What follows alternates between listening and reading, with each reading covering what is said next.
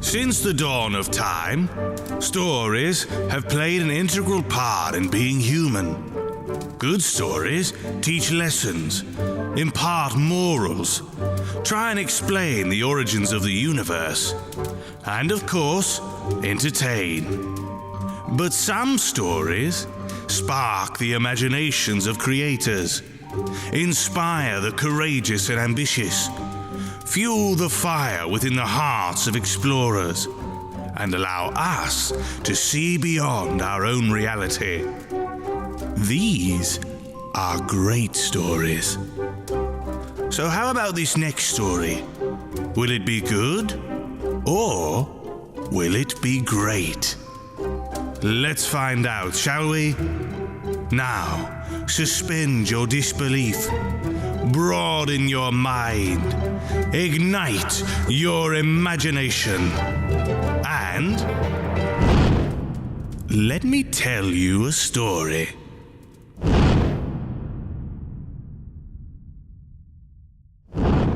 This is the story of the magic bonbons. There lived in Boston a wise and ancient chemist by the name of Dr. Dawes, who dabbled somewhat in magic. There also lived in Boston a young lady by the name of Clarabelle Sudds, who was possessed of much money, little wit, and an intense desire to go upon the stage. So, Clarabelle went to Dr. Dawes and said, "I can neither sing nor dance. I cannot recite verse, nor play upon the piano. I am no acrobat, nor leaper, nor high kicker. Yet I wish to go upon the stage. What shall I do?" "Are you willing to pay for such accomplishments?" asked the wise chemist. "Certainly," answered Clarabelle, jingling her purse. "Then come to me tomorrow at 2:00, said he. All that night he practiced what is known as chemical sorcery, so that when Clarabelle Sudds came next day at 2:00, he showed her a small box filled with compounds that closely resembled French bonbons. "This is a progressive age," said the old man, "and I flatter myself your Uncle Dawes keeps right along with the procession. Now, one of your old-fashioned sorcerers would have made you some nasty bitter pills to swallow, but I have consulted your taste and convenience. Here are some magic bonbons. If you eat this one with the lavender color, you can dance thereafter as lightly and gracefully as if you had been trained a lifetime. After you consume the pink confection, you will sing like a nightingale. Eating the white one will enable you to become the finest elocutionist in the land. The chocolate piece will charm you into playing the piano better than Rubinstein. While after eating the lemon yellow bonbon, you can easily kick 6 feet above your head." "How delightful!" exclaimed Clarabelle, who was truly enraptured. "You are certainly a most clever sorcerer as well as a considerate compounder." And she held out her hand for the box. "Ahem," said the wise one. "A check, please." "Oh, yes, to be sure. How stupid of me to forget it," she returned.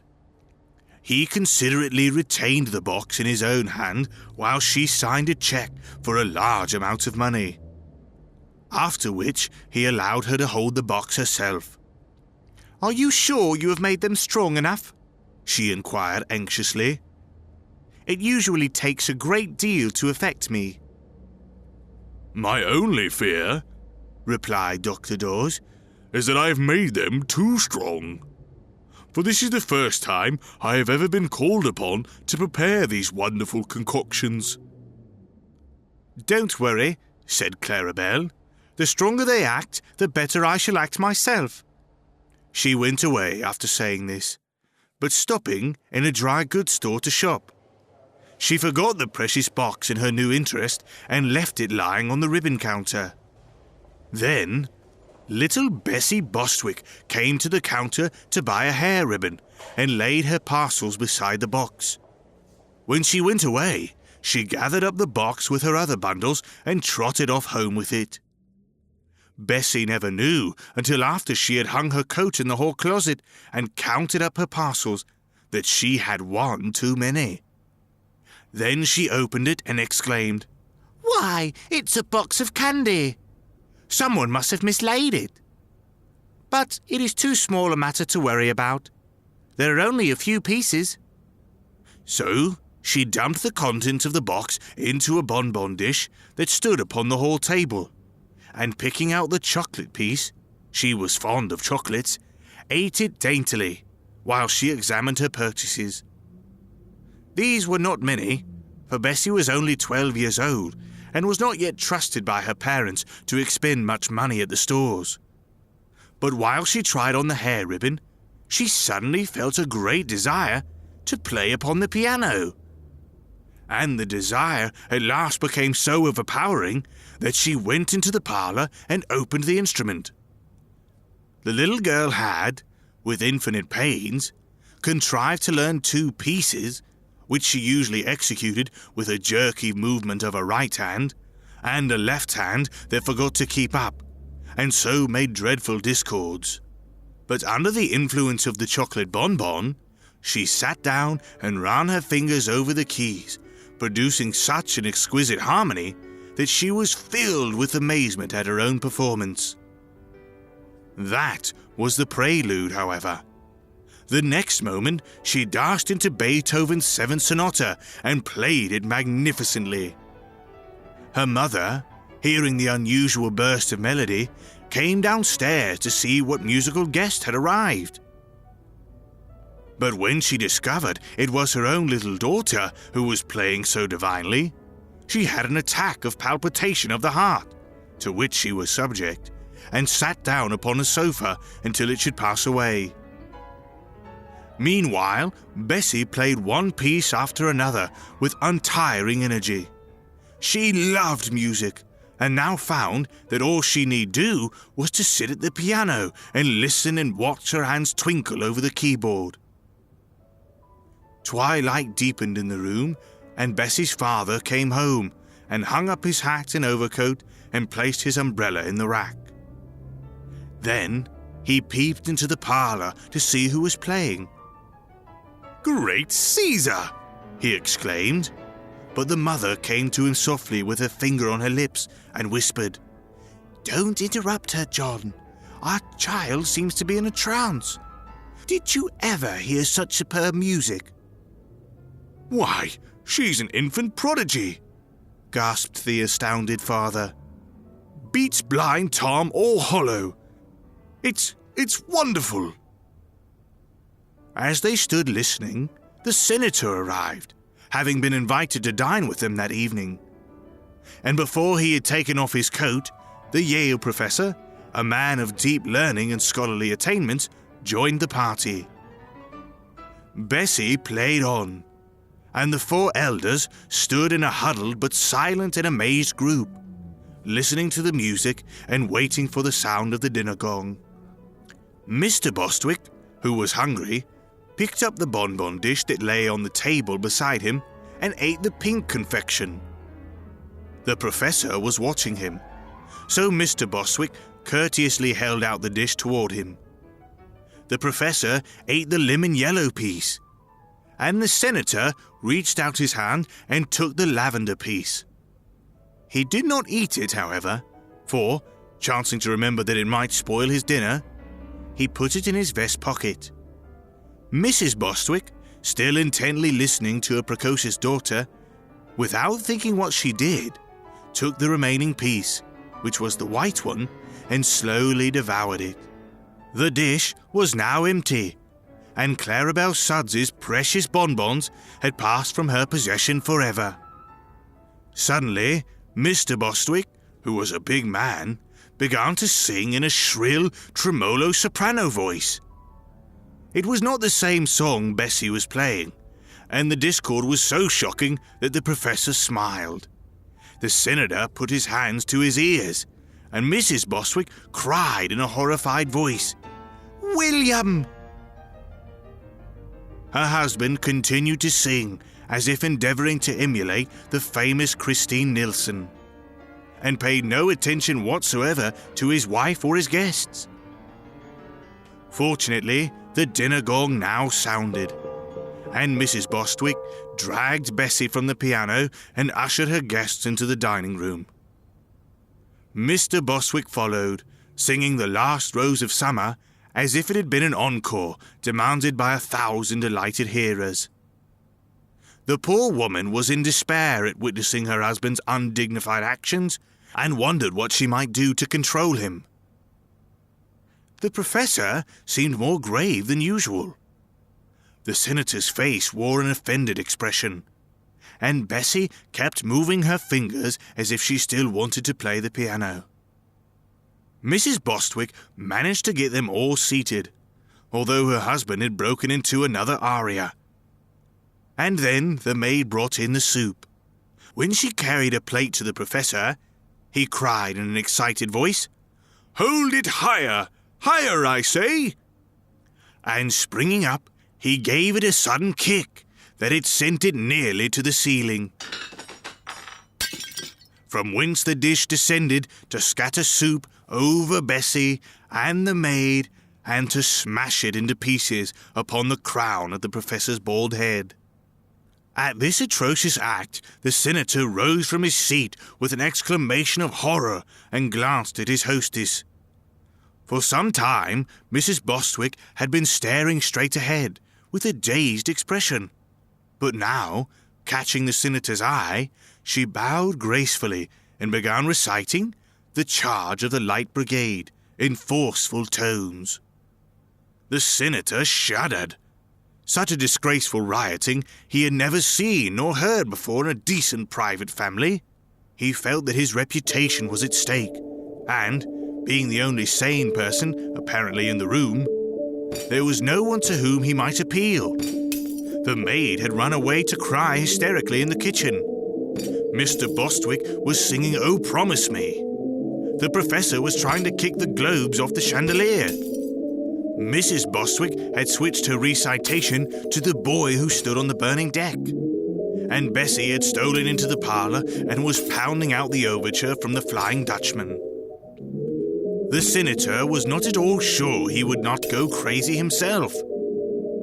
So he slipped away from the turmoil and, catching up his hat and coat in the hall, hurried from the house. That night he sat up late, writing a political speech he was to deliver the next afternoon. But his experiences at the Bostwicks had so unnerved him that he could scarcely collect his thoughts, and often he would pause and shake his head pityingly as he remembered the strange things he had seen in that usually respectable home. The next day he met Mr. Bostwick in the street, but passed by him with a stony glare of oblivion. He felt he really could not afford to know this gentleman in the future. Mr. Bostwick was naturally indignant at the direct snub, yet in his mind lingered a faint memory of some quite unusual occurrences at his dinner party the evening before, and he hardly knew whether he dared resent the senator's treatment or not. The political meeting was the feature of the day, for the senator's eloquence was well known in Boston. So, the big hall was crowded with people, and in one of the front rows sat the Bostwick family, with the learned Yale professor beside them. They all looked tired and pale, as if they had passed a rather dissipated evening, and the senator was rendered so nervous by seeing them that he refused to look in their direction a second time. While the mayor was introducing him, the great man sat fidgeting in his chair, and, happening to put his thumb and finger into his vest pocket, he found the lavender-coloured bonbon he had placed there the evening before. "This may clear my throat," thought the senator, and slipped the bonbon into his mouth. A few minutes afterwards, he arose before the vast audience, which greeted him with enthusiastic plaudits. "My friends," began the senator in a grave voice, This is a most impressive and important occasion." Then he paused, balanced himself upon his left foot, and kicked his right leg into the air in a way favoured by ballet dancers. There was a hum of amazement and horror from the spectators, but the senator appeared not to notice it. He whirled around upon the tips of his toes, kicked right and left in a graceful manner, and startled a bald-headed man in the front row by casting a languishing glance in his direction. Suddenly, Clarabelle Sards, who happened to be present, uttered a scream and sprang to her feet, pointing an accusing finger at the dancing senator. She cried in a loud voice, "That's the man who stole my bonbons! Seize him! Arrest him! Don't let him escape!" But the ushers rushed her out of the hall, thinking she had gone suddenly insane. And the senator's friends seized him firmly and carried him out the stage entrance to the street, where they put him into an open carriage and instructed the driver to take him home. The effect of the magic bonbon still controlled the poor senator, who stood up in the rear seat of the carriage and danced energetically all the way home, to the delight of the crowd of small boys who followed the carriage, and the grief of the sober-minded citizens, who shook their heads sadly and whispered that another good man had gone wrong.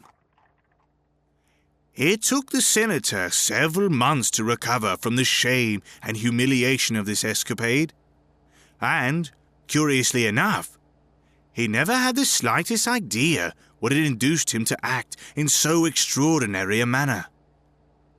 Perhaps it was fortunate the last bonbon had now been eaten, for they might easily have caused considerably more trouble than they did. Of course, Clarabelle went again to the wise chemist and signed a cheque for another box of magic bonbons. But she must have taken better care of these, for she is now a famous vaudeville actress.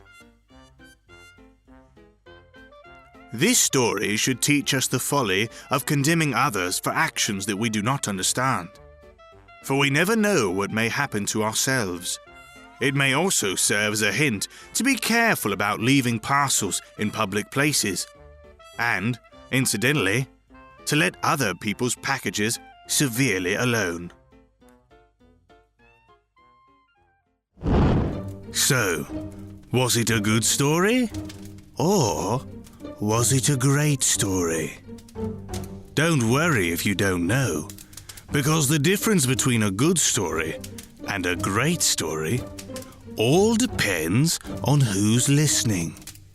So, whether they're heard round the fire, read in the pages of a book, acted out in a play, or simply absorbed with the inventions of the era, stories will continue to shape us as long as we keep listening. Now, ask yourself, did this story shape you? Until next time, if you'll have me, and if you will, let me tell you a story. Let Me Tell You a Story is a Railcar Studios production. For more information on the show and how you too can become a storyteller, visit lmtys.com.